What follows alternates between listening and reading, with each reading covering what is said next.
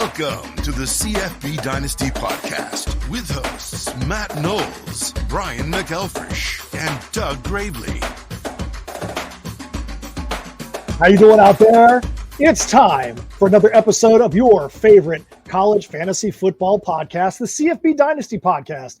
As always, my name is Matt Knowles. I'm here with the founder and the creator of CFB Dynasty, Brian McElfresh, and beside me for 2 weeks in a row, Doug Gravely. Brian, Doug, how you guys feeling today? Are you excited about talking about the Dynasty rankings launch for this week? How are you guys doing this week? Heck yeah, man. Speaking of Dynasty, I'll be starting a Dynasty on whatever Monday or Tuesday, whenever that college football video game download happens. So it's all about Dynasty for me in life. And yeah, I'm excited for the launch. We do have many more changes coming. Doug and I are still getting through it, but we'll get into that. But yeah. What's up, Doug? Sup. Yeah, I'm excited, man. I mean, I'm not going to be starting a Dynasty yet.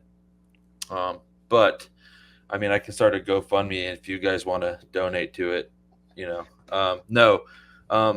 It's going to be fun, man. We were talking a little bit this morning, and I'm just excited that we're like less than a month away from drafts and just, you know, football. Like I'm starting to get the football, you know, goosebumps going on here. Just talking about it, the little shivers up my back. So this is the slow draft we have with Zach Tao starts August 3rd, you said? I think it's August 3rd. I have to double check, but it's the beginning of August. Yeah. Man, I tell you what, GoFundMe, I think I need to go time me. Is there a way that somebody can donate some time, give me 25, 26, 27 hours in a day, then I might be able to be back to how we were in the NCAA 14 days with the game. So guys, before we get into the Dynasty rankings, I've got 2 words for you, and I just want to see what's going to come from these 2 words. The 2 words are Ollie and Gordon, and you guys take it away. Transfer to Georgia. No, well, probably week 1 running back 1 for our weekly show when we start that. Whatever the week of August 31st. Yeah, I think he'll be running back 1. Well, for you guys that don't already know, Ollie Gordon was arrested on a DUI charge the other day, and there's been some interesting stuff that's happened in the fallout from that. So Doug, why don't you talk about what happened with Coach Mike Gundy and the fallout from this? Gundy, you know, as a cop, this is a guy I wish I would have the chance to pull over for a DUI one day. But, you know, him saying, you know, I'm a man. I've probably done this 1,000 times and never been caught. You know, to then him saying, I'm not trying to justify what Ollie Gordon did, but he is basically he's an employee now because he's getting paid. So I think a good punishment would be to give him the ball 50 times game 1. I mean, you know, if I got in trouble at work and they were like, hey, let's give, you know, Gravely an extra $1,000. I mean, okay. That's I mean, kind of if what you're I feel William like Dawn, though, like he owns him in our home league, you gotta love hearing that if you're like a Dynasty owner of Ollie Gordon. you got to think 50 games week or 50 touches week 1. He's probably going to go north of 400 touches this season. So, you know. So B-Mac, I do have a question for you on this. Do you think it's going to be more possible that Ollie Gordon gets 50 carries in week 1, or that there's a silent suspension where he gets sat for week 1 because of this? Which one do you think is more possible? You know, that's a good question. And on other like DUI news, the Trevor Etienne charges were just dropped for his. So I don't think it's really going to affect it. I think it's probably more likely there's a school forced like unspoken suspension, maybe a half or something like that, and then he can't quite get to 50 carries because he only plays a half kind of thing. So it's always murky. Week 1 sucks with that kind of stuff. My honest opinion is he's probably already been verbally reprimanded for what happened, promised that he wasn't going to do it again, probably signed some type of contract with the school or something, or with his NIL partners. And I mean, if you look at news all around, he's not expected to miss any time at all. Again, it's kind of like Gundy said in a way, like he's an employee now. Like they're not going to pay this kid to sit on the bench. It's just Gundy's not known this for is gonna telling the work. truth. So, hey, Yeah. maybe I'd roll with that. Maybe I'd roll. It's more likely he gets 50 is a lot. Oh, it's a Yeah. lot. 50 is a lot. So I don't think he's going to Who get do they close play to week 50, one? but You know, 30 or 35 touches. I don't even know who they play week one. That would be another thing. Like if they're playing like a, scrub school, I don't see him playing more than a half anyways. Idaho State is who they play. Oof. 50 Oof. touches Wow. against Idaho State. That's like probably 1,000-yard season right there. But Oh my goodness. hey, whatever. Yeah, right. All right, so that's one that we want to be keeping our eyes on. But the topic of the day is the drop of the initial Dynasty rankings. So, BMAC, why don't you take us through really quick the difference in thought process between putting together a seasonal week-to-week list and the Dynasty Keeper League list? What's the difference between the two? Yeah, our week-to-week list when we're in the season is all going to be about helping you win that week. What are our rankings that week? How are players trending? What are the injuries? All that stuff in the season is going to be different. Dynasty rankings are for your college-only dynasty leagues, meaning you have a certain amount of keepers or unlimited keepers going into the year. The players that are on your roster from year to year. So the basis of our rankings, as you know, it's like the full depth chart plus 3 years of trend data per player tied to the coach. So as a coach moves around, that trend data is going to move around to players at his new school.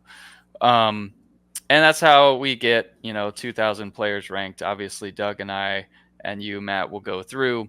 We'll make percentage adjustments, etc., to rankings, but that's based on things that we're hearing, things that we're reading, and we can adjust the algorithm or the formula there that is based on the average of the 3 years of data. So we're looking at probabilities and all that stuff. But here in Dynasty rankings, this is going to favor younger players. So if you're thinking of, and here's the sticking point. So Doug and I look at this a little differently. So we'll get his take on it in a second. But this is for a Dynasty startup. So if we're going and starting a Dynasty league, this is going to be college only. You're not worried about pro potential. What am I going to get? And the strategy for it is a little different. But before I get too deep into it and ramble along, Doug, tell me your take on, a Dynasty startup and what you're going for here. If we were to start a new league right now, Dynasty, how your board would look different than mine. My board would look different in, like I said, we talked about this a little bit earlier. Man, I'm going for young players that are probably going to start this year, but may not be the number one overall guy this year, if that makes sense. So I want a guy that if I'm in a Dynasty/keeper college league, yeah, he may not be the number one guy this year, but he's potentially going to be that for me the next 2 or 3 years after this year. So I'm okay. I'm a little different breed, I guess. I'm okay with losing year one to have potentially 3 really solid competitive seasons after this. So when we get into certain players, we'll mention one in particular, but I'm okay with drafting a sophomore that might give me 2 more good years as opposed to a senior who just might give me 1 phenomenal year. See, I've got some problems with that statement. Yeah. So Me too. So, Me too. But again, you guys aren't okay losing year one. I am. Well, let's just take a different view of it here. So, yes, so year one competitiveness versus year 2 and year 3 competitiveness really, to me, depends on the draft and how it's flowing. Because if there's let's say there's like 8 people in the league that are thinking exactly like you, they're trying to win for the future, and people are just falling in the draft. Okay, Amarian Hampton, he's fell to the second round now. Like, that's going to shift. I'm going to try and go against the trend of the league in a draft, especially if it's like new and I don't know the tendencies of these guys that I'm competing against. Like, it really depends on the draft and how it's flowing in terms of how I'm going to build my team. But what I do want out of my dynasty team is roster balance. I don't want to have a year where, 2 or 3 years down the road, my whole team graduates and I start over. I want to have a good, healthy mix of juniors and seniors with sophomore and freshmen at every position, if possible. That's my overarching view, and I think it's fun, and that's part of the fun of a league is you don't know what your opponents or the guy drafting next to you, what their strategy is, really until you get into it. So I do think you need to be a little flexible when you're going into a dynasty draft. So here's what the problem I have with the thought process. And again, that doesn't mean that your thought process is wrong, Doug. It's just another layer to it. If you were going to ask me that question 10 years ago or even 5 years ago, I might say pretty much what you were saying. But because of where we're at now with NIL, with unlimited transfers, with people, the amount of player movement is so great right now that it becomes even more difficult, because you might say, hey, I might not have a guy that's the number one this year. I might take him because he's the number 2 or number 3 option, hoping that next year, if he stays at this school, is going to be the number 1 option. Well, what if he transfers to a program that he's not going to be as good at? What was it, a couple years ago where you had 2 starting running backs that both transferred to Michigan State. And so your guy that was a starter now becomes a backup. So nowadays, I try to go a little bit more for guys that are going to get me stats right now, even in a dynasty perspective, even though it might make me have to rebuild a little bit more every year, because it's so much more difficult to find all the guys that are going to be there for 3 years or even get 2 extra years out of them. Yeah, I mean, I get excited about the living on the edge a little bit. Yeah, So, no, your way is definitely the path that leads to more fun, especially in the draft. And then thinking about, I mean, I'm doing it in one of our leagues now. Like, thinking about rebuilding is just so fun to me. I might be there next year. It's just one of those things. I think it's just different people's brains. I'm not, and again, we've talked about this in our draft. Like, if the guy that I want isn't there, for my pick, round 1, pick 6 this year, my whole draft might change. So I think, it's a valid point too with the NIL and never knowing where a guy's going. Like your example we talked about this morning with your running back, Penny Boone, he was great, transfers, and now he's probably a backup, So, the transfers, the NIL and the, wanting that solid core foundation, which we all want, So I'm not saying that if round 3 comes along and somebody like,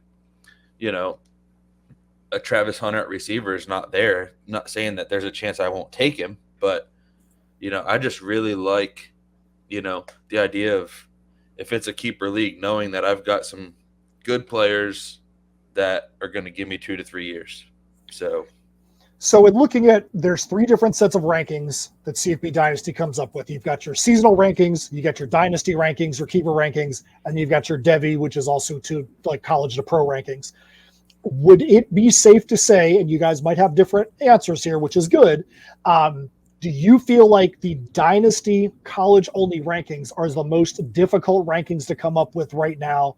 Or do you have a different thought on that? I think 100%. I mean, there's things that, Brian and I definitely agree on, as far as like who's going to be the top dogs this year. And then there's who's going to be the potential top 10, top 20 going that have pro potential. I think Brian and I mostly agree on that. We have the same thought pattern on that. But dynasty, again, for all the reasons we've all said, is so difficult because there's people that just think different. Yeah. And you just don't know where a kid's going to be from year to year. And when it comes to the roster balance thing, if you do want that roster balance, or maybe you're trying to plan for a certain year, Because that does come into play where it's like, all right, 2 or 3 years into a dynasty, you're like, oh man, I'm a couple pieces away from having an elite roster here. Let me trade some of my younger players or future draft picks to make a run this year. And then you're kind of potentially stuck the next year in rebuilding mode. And so it just depends on a number of things. And that is why Dynasty just has its own flavor. It is super fun if you've never tried it, especially just in the draft as you get a few years in.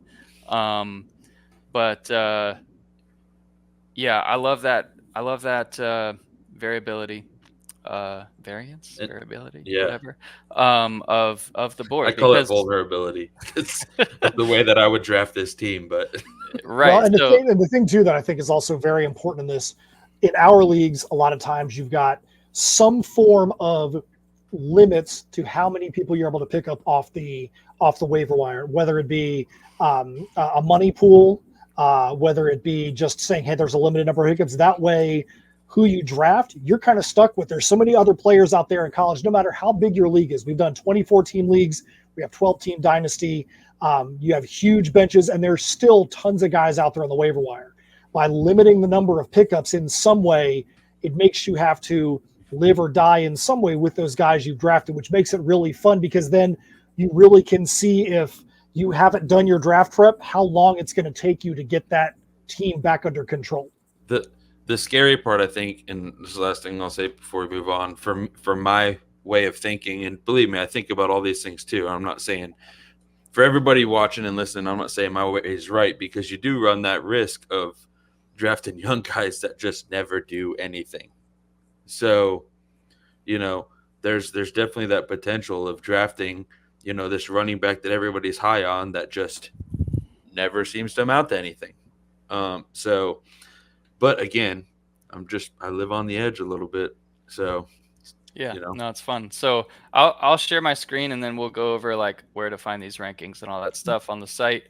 But overall, like my rules for Dynasty, and they're not hard set rules, but overall, ideally I would have a balanced roster, of course, depending on how people draft.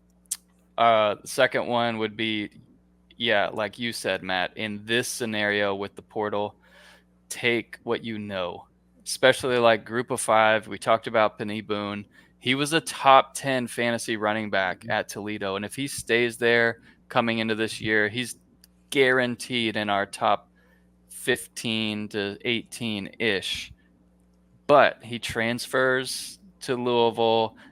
It doesn't work out. He transfers to UCF to be the backup.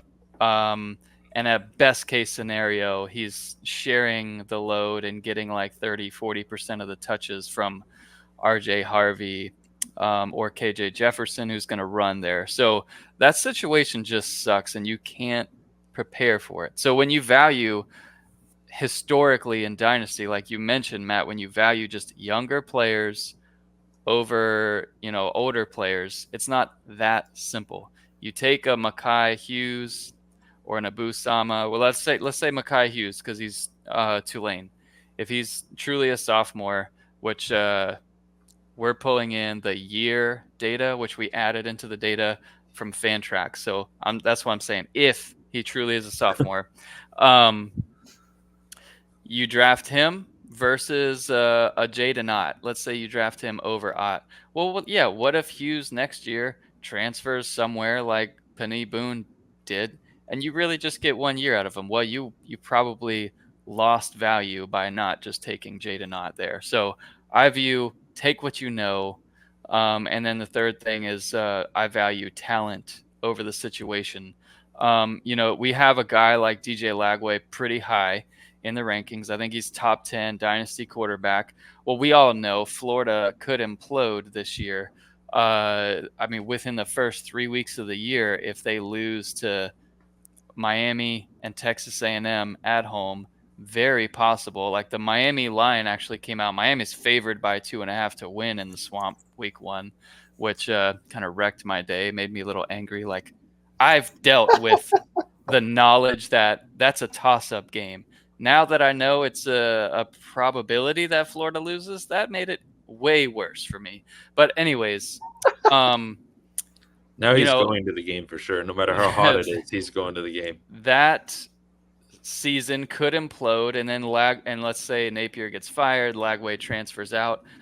I know his talent is great, and wherever he goes, he will he'll be able to, obviously have a huge impact, likely start wherever he goes next year.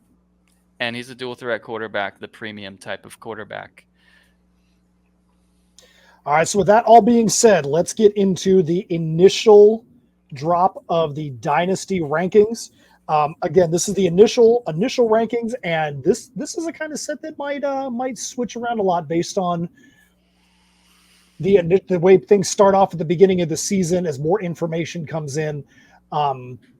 I see this one probably moving around a lot more than the Devy rankings. Devy is probably going to have the least number of ranking switches as the season goes on. This one probably having the second most. So I've got some questions coming through email and some in the Discord and stuff where, there are some issues, and we thought we fixed it, but Doug experienced it some more where you're like premium, you log in, and sometimes you click on the rankings, like the quarterback link wasn't working for Doug this morning. So hopefully we'll be able to get those things fixed pretty quick. But essentially the other feedback was, once you've paid, where do I go? Well, everything is at Draft Central. So I added new sections to the home page and to the rankings page, two of our more popular pages, as you would expect. But this premium rankings and cheat sheets are at Draft Central. So there's a link there just to go there. But anyways, you go there and boom, we have everything here. Like you said, Matt, there's Redraft, there's Dynasty, and there's Devy rankings. And then the cheat sheets, I was hoping to have them done by today, but we should have them done here next. But all of those rankings are there and available. So if you want to start with going over quarterback a little bit, Matt or Doug, what do you see here? I've got some quarterbacks up on the screen. Quarterback 1 from CFF to Dynasty, it doesn't change. Yeah, I think the biggest thing that I see right off the bat is if you're looking at the single season, you've got Dylan Gabriel at number 2 from Oregon. If you look at the Dynasty, you've got him dropping quite a bit, and you've got another quarterback from Oregon. You've got 2 quarterbacks from Oregon in the top 8. I want to know how you can justify having 2 quarterbacks from the same team in the top 8 in Dynasty. Go. So if you think about it too, though, real quick, you could potentially have 3 quarterbacks from Oregon at the top of this list, because the other 2 are, like, from what we understand, are battling for the number 2 spot. And one of those guys could transfer and be QB1 anywhere else. Mm-hmm. So essentially you're thinking in terms of, let's say, 3 or 4 year blocks for these players. So you are max going to get 1 year out of Gabriel. I have Dante Moore a little higher than Gabriel in the Dynasty rankings because you might get 1 year. You might get 2 years out of Dante Moore. And he was a top flight 5-star recruit. And yeah, he's competing with Navasad. And from the looks of it, it looks like both of those guys, whether they transfer out or stay or win the job at Oregon, both of those guys are going to be ballers somewhere. And so if anything, Navasad is too low currently, but that's one of those things that Doug and I still have to go over, is the back and forth, and that's super valuable going over each player. But yeah, you're going to get 1 year out of Gabriel, 1 to 2 years out of Dante Moore, both with like great O-line, great weapons for the future, etc. And that kind of goes back to what we were talking about before. If you're going to draft somebody young, you can't go into the Dynasty season only having Dante Moore as your top quarterback. Because you're probably not going to get a whole lot of them out this year. So you might draft him, but then say, okay, now I've got to get me somebody who I can actually start this year, because Dante Moore is not a pick for the current. Correct. Right. Which, again, in that term of thinking, there's plenty of young quarterbacks you could roll with too, though. I mean, you got Avery Johnsons, you've got Rayolas, you've got, you know, so even like Fafita from Arizona. You've got a lot of guys that are young that are going to play and give you something if you wanted to sit on a guy. But no, 100%. I mean, you guys know how I feel about Byron Brown. He would be my number one pick anyways in a dynasty league. So as far as quarterbacks go. Yeah, and he's got everything because he has the experience and put up the points already, like he's proven. Plus, he's a sophomore in a really good offense, and not going to be playing against many good defenses. Like Byron Brown's got it all, and he's obviously dual threat with. You see the projection: 3,400 passing yards, 768 rushing yards. Absolutely. The full package. So, Doug, I said what jumped out at me right off the bat. What's your first thing that you want to talk about in the quarterback rankings? First thing that jumps out at you.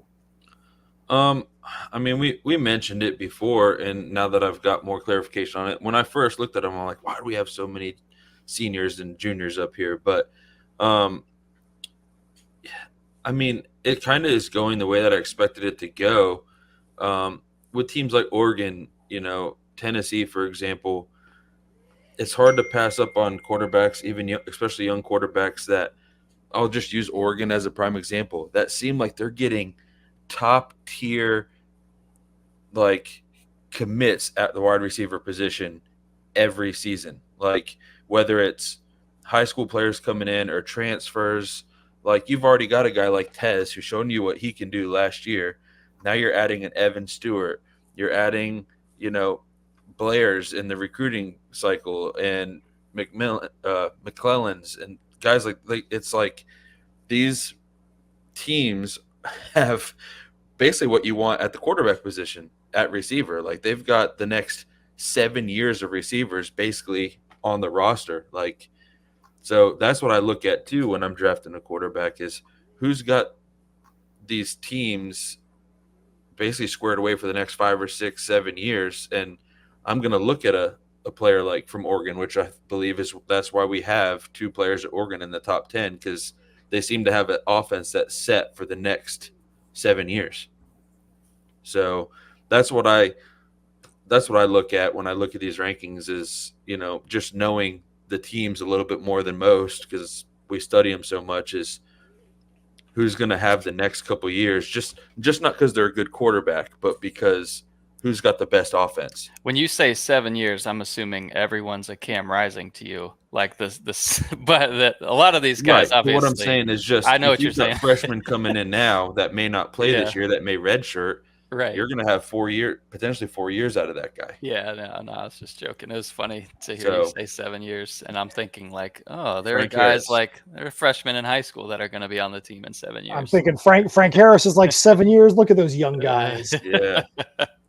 So here's one for you, BMAC. So looking at the dynasty rankings, Arch Manning is in the top 25. He's at 21. Do you think that Arch Manning is at 21 because he's going to become the eventual starter at Texas, or do you think he's going to transfer somewhere and become a starter elsewhere after this year? Oh, I think he'll be the starter at Texas. He potentially next one year. bad game away from being the starter this year, to be honest. That's a valid comment for sure. But yeah, I think he'll be the starter next year and the year after that before he goes to the league. And if he had the legs of DJ Lagway instead of, you know, Peyton Manning, which he doesn't. He's definitely more. He's a Manning. That's Peyton. But he's still a Manning. Right. Yeah. He's not what you think of. So yeah, you're going to get 2 really good years out of him. You know, that's why I like Aiden Childs and Jackson Arnold are a couple spots ahead. They're going to run the ball a bit more than Manning will. All right, so either one of you guys have anything else you want to talk about on the QB rankings, or do you want to move over to running backs? All right, I've shifted to running back. All right, so let me move over there as well. So if you look at the very top of the running back list, it looks pretty similar to what you get in the regular seasonal dynasty league, because the top running backs are all so good, and they all are they're going to generate you stats. You don't want to be leaving those guys on the board for somebody else to have, because that could be the difference in winning your championship that season. Yeah, so we were going over it, Doug and I, and he was like, he brought up LJ Martin, who we all love. He's going to get loads and loads of touches this year as a sophomore at BYU, against Ashton Genty, who is likely going to just play one more year and then head off. So, or an Ollie Gordon, or an Omarion Hampton, or a Taj Brooks. So this is where it's like, it's your team as the owner, as the drafter, to kind of make some of these changes. We've got LJ Martin in the top 10. He's at 7, but would you take him over Genty? That's a tough question, but a valid question. And then you look at Genty versus other sophomores. So you look at, all right, Mekhi Hughes, who's projected at 218 fantasy points this year, based on our formulas. What though if you just get him for 1 year in that offense? What if he transfers to Miami next year and he's playing behind somebody? So that's why we still have Genty, Gordon, Hampton at the top, because they are known commodities. And I still think if you're in a dynasty startup league, maybe you go Darius Taylor or LJ Martin or LaQuint Allen over those top guys. But I would still be taking those top guys, as it's easier to have balance of really good players that are juniors instead of taking them later, of course. To me, when you've got those three, Genty, Gordon, and Hampton, I think that is, to me, the echelon 1 in running backs this year. And I think everybody falls below those 3. And to me, those are the kind of guys that are, they have to be drafted no matter what, because they may not be the guy that's going to put you over the top. They might be, but do you really want to be that guy that's like, you could have drafted Ollie Gordon, but instead you drafted somebody else down the list, and now your opponent is beating the brakes off of you because you let him have Ollie Gordon? You almost have to do that as a defense mode no matter what. Get those 3 guys off the board, and then the rest of the discussion that's been being had, to me, that's when that comes into play. Yeah, so there are other guys, like when you look at, Sire Gaines, for example. This guy has come on. He's a freshman at Boise State, and he's not the next man up, but he's the most likely of the rest of the running backs at Boise State to get 2 full years as the starter, because he'll play some this year, but he'll probably start his last 2 years if he sticks it out at Boise. He's ranked 88th, which, historically he'd probably be ranked a little higher, because we'd be, higher probability that he sticks it out at Boise his whole career. And, we don't have like, someone else transferring into Boise to take over his job. Like, there's just so much risk. Like, there's so much excitement behind Sire Gaines, for example. Also so much risk. What about you, Doug? What is the first thing that jumps out to you in the running back rankings list? Well, I mean, again, there's some things, and like Brian said, we're going to go through and adjust some things, like the Samas of the world, or the CJ, or, the Baxters of the world, where we're hearing, players like Blue are pushing this guy. But again, like Brian said earlier, it's based off talent too. So if, say, Blue wins the job in Texas and Baxter transfers, it's not like he's not going to start somewhere else. But again, I'm a huge LJ Martin fan, probably a little more than most. I almost drafted him in our league as a freshman last year. And I would take him above one of the top 3 guys, just because that's how my brain works. Mm-hmm. Yeah, and that makes sense. That's totally fine. Like, he's going to get a ton of touches. You'll get overall more points out of him than you would Genty, just because you're going to get 2 seasons out of him instead of 1. So that kind of thinking is definitely fun, to be the guy that takes the younger players for the most part. Like I said, there could be potential where I miss, trip, fall on my face, and whatever. Yeah. But again, drafting these guys too. Yes, you're guaranteed that you're getting number one running back, whatever. But I'm one of those guys that likes hey, if something happens here, then I can pat myself on the back because I found a diamond in the rough kind of thing. So Yeah, if you go for roster balance right off the jump in a new dynasty startup, that is you're maybe set up better to win. You're definitely set up better to win now. But like if you took all freshmen and sophomores right off the bat and you hit on more than half of them, you're probably going to lose a lot this year, and have better draft picks, and then have the best or the cream of the crop going into the next draft, potentially. So yeah, I mean, there's definitely both ways are fun. Yes, you want to Yeah. crush the people you're playing year one. That'd be great and exciting, But then also, I'd kick myself in my brain because I'm like, man, I could have drafted LJ Martin in round 3 or 4, and instead now I'm trying to have to find who I think the next guy is going to be. Yeah. To help my roster. Overall, the banner there that you see on the rankings page, on the home page, and also on Draft Central page, build a dynasty. There's different ways to do it. Mm-hmm. Well, I think the big thing too, you guys have both said it, is the balance. If you're going to go somebody early that you think is going to be one of your studs in the future, you got to draft later with somebody you think is going to get you some stats now, or vice versa. If you've got a roster that is heavy on guys getting you stats now, then you can take a chance later on somebody that could be a diamond in the rough. But you pretty much don't want to try to do just one or the other. Don't just give draft guys that are going to get you points this year with no thought for the future.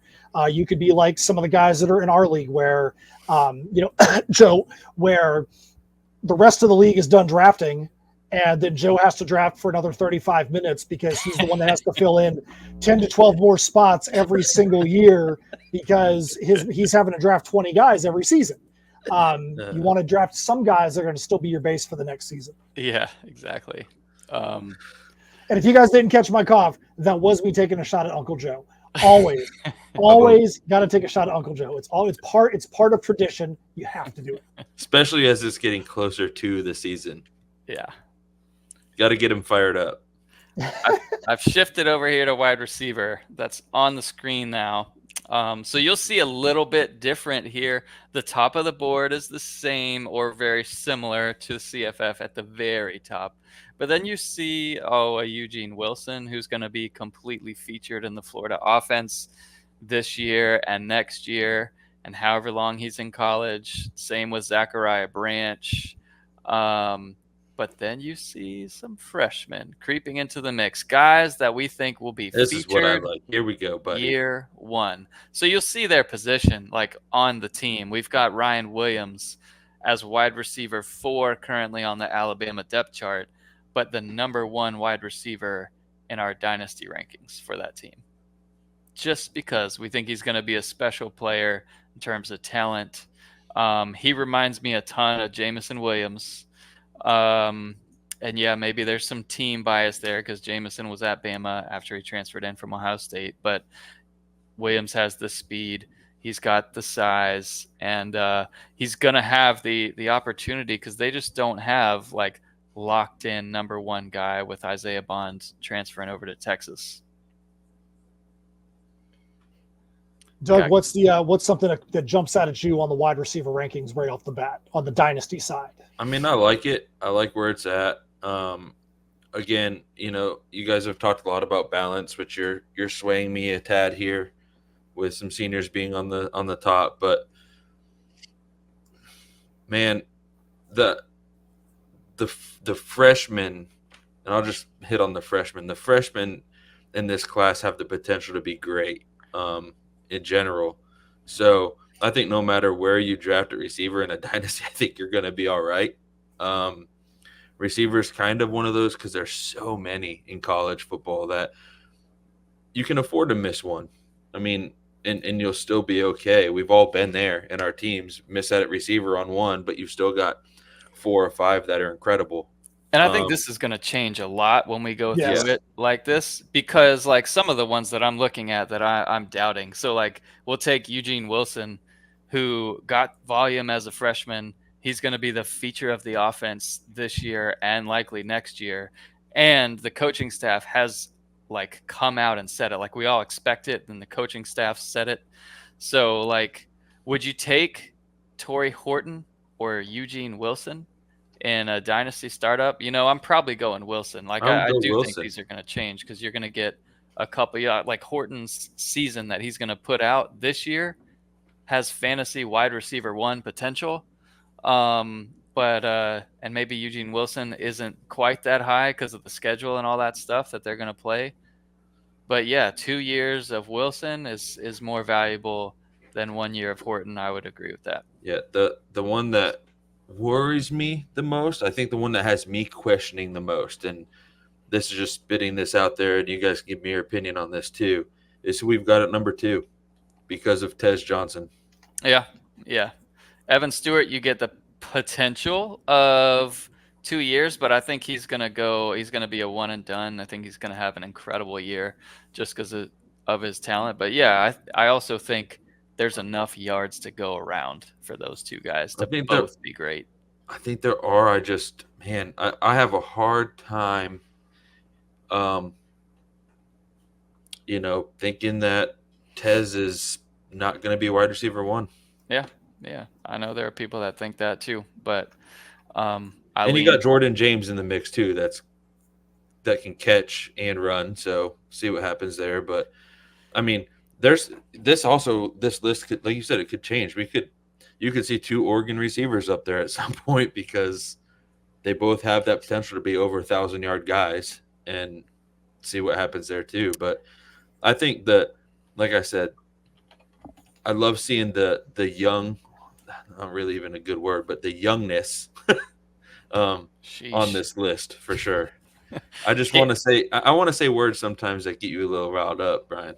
So. I love grammatically correct things, and that was not one of them. But we'll move along. We won't edit the show or anything like that. So Cam Coleman is one for me that the only concern that I have is who is going to be the quarterback at Auburn. I know what Hugh Freeze did at Ole Miss, and I think I just have trust in him figuring it out. I don't know that they've got the answer that they want this year with Peyton Thorne, but for the future of Cam Coleman's career, I think they'll figure it out, man. Yeah. Where they had A.J. Brown, they had DK Metcalf on the same team, and Auburn could have those 2 guys from just this past recruiting class. Yep. And by next year, there could be some fireworks in that offense. Hey, you never know. Maybe one of them Oregon quarterbacks can transfer there next year. True. All right, so do we want to go over tight ends, or are we good with just quarterbacks or next wide receivers? No, I think that's good. We did move around some tight ends. We've got some more to add, but I think that's good for now. And we'll have an update in the Discord minimally pretty soon as Doug and I go through all of these like one by one and make some adjustments. So we'll keep you guys in the loop via the Discord. Yeah, the thing is too that is the most important is that this is a list that is going to move around some, especially as we get closer to the draft. We get a little more information coming in from the fall camps. You could see guys that aren't even on the list at all right now that could creep in because they might be getting some big playing time, moving up the depth chart, things like that. So definitely don't go, okay, I see the list on the podcast right now. That's all I need to do. You want to go and subscribe to the site because you are going to see a lot of movement on these different lists coming up to your draft season. Draft season. I love draft season. I can't wait. All right. So, BMAC, what are we going to be doing on future episodes of this podcast? So next week, we'll figure out a better way to do the mock draft, but it'll be a Dynasty startup mock draft next week after Doug and I have done all the adjustments, and we'll be fully prepared and ready to go for the mock. Sounds good. All right. So unless there's something else you want to talk about, I do have one question for you guys. That's a silly question, but not really silly. as you guys see, I'm wearing my Brave SC shirt right now. Tonight is the final game for Brave SC in the USL League 2 season. This is a national soccer league, and tonight they can clinch a playoff spot. They have not mathematically clinched their playoff spot, but I'm going to give you the odds, and I want you guys to tell me if you guys would take these odds. If they win, they are the repeat Southeastern Division champions, 5-time division champions. If they draw tonight, they go in as a wild card. If they lose, they can still make the playoffs as long as they don't lose by 23 goals. I think they're good. I was going to say, Doug, BMAC, is there any way that you guys would take they might lose this game and miss the playoffs? Listen, as future soccer team coaches here together, I know I would, and I'm sure Brian would agree with me, that if we were in the same scenario, we'd be pretty happy with how our season turned out. So, yeah. If they somehow don't make it, just disassemble everything. Yeah, you need to rebuild, bro. That's all I can say. Just draft all young guys. That's it. All right. So that's it for this week's edition of the CFB Dynasty podcast. Make sure you like and subscribe on all the social medias. Make sure you go to the Discord channel and let us know who you guys are high on when it comes to Dynasty versus seasonal. Let's make sure that you're getting active up there, because we do like to be able to pull comments from there. We want to be able to shout you guys out on the podcast. That's what makes it fun. That's what makes us interactive. And make sure that you're liking, subscribing, sharing this around, making sure people know that the CFB Dynasty podcast exists.